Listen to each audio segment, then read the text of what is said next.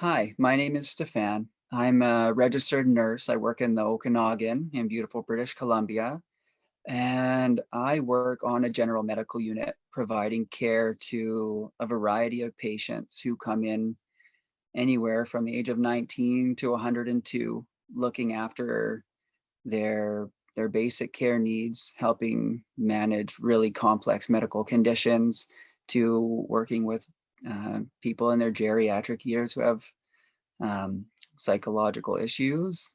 It's a varied role, and it's been pretty challenging during COVID. This is my first year working as a registered nurse. I graduated in 2020 in December at sort of the peak of COVID. We graduated during, so all of our final classes were online. We lost that communication with the other students in our graduating class, which was really difficult. But we managed through it well. And then we are released into the world to provide care on our own. The responsibility was all ours now to work with these patients. And for me, I was immediately overwhelmed. That switch from being a student to now being fully registered and having the responsibility hit me very surprisingly a lot harder than I thought it would. I always have had resiliency through my whole life and managed through really difficult situations and come out the other side without anxiety or depression or worry. And I felt all of those things come flooding in on my first 2 weeks working. I couldn't sleep. I was getting an hour per night. I wasn't able to turn off what was going to happen at work. Would my patient have COVID? Would I have to mask up and put on the respirator, a gown, and gloves every time to go into the room? Would I be able to manage their care effectively? It got so bad that I had to call in sick for one of the first times in my work career of probably 20 years. I didn't know what was happening or where to reach out, but I started with family, and I had to reach out to everyone who was willing to talk to me. I had to reach out to the work platforms that help with mental health and anxiety, to my physician, to my mom, to go on COVID friendly walks in the morning just to have that connection, to feel like myself again.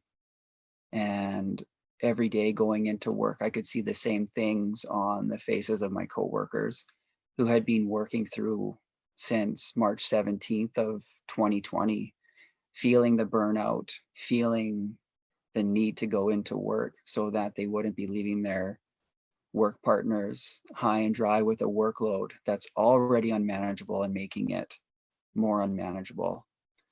It was challenging to get myself to go to work, but reaching out to the support of my coworkers and to the different programs that have been made available through this challenging time is what got me through it.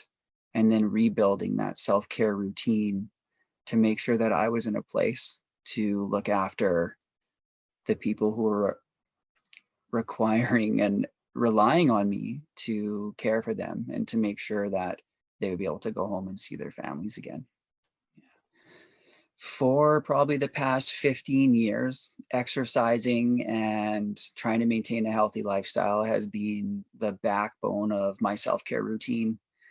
I love going to the gym. It was my safe haven. And then, of course, with COVID, that shut down. I remember the day when I went to go and it was closed. March 17th, 2020 was the last time I'd been to a gym. And now here we are in May of 2021, and I still haven't been back because I work with people who are very vulnerable, and I don't want to expose myself to any increased risk.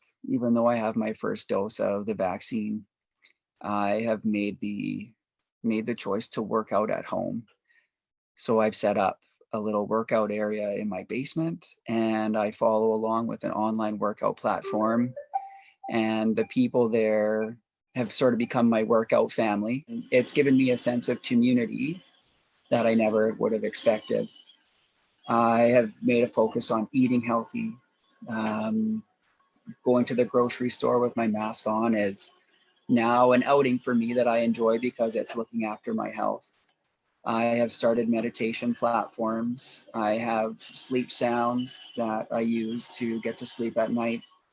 I reach out to family and have calls just to talk, to make sure that my mental health is being looked after and that I'm not isolating.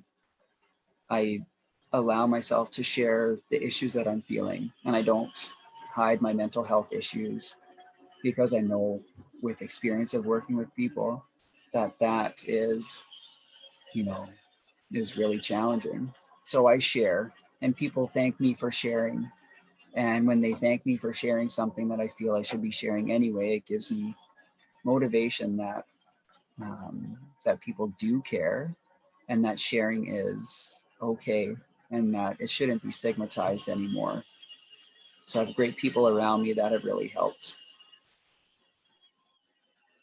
If I were able to give one message, one idea of what the pandemic has taught me and what fighting through these anxiety and thoughts of depression, it would be that we need to be better global citizens, better community citizens, and that we don't do any of this for ourselves, but what we're doing is for the collective of everybody that's around us. I don't get a vaccine for me.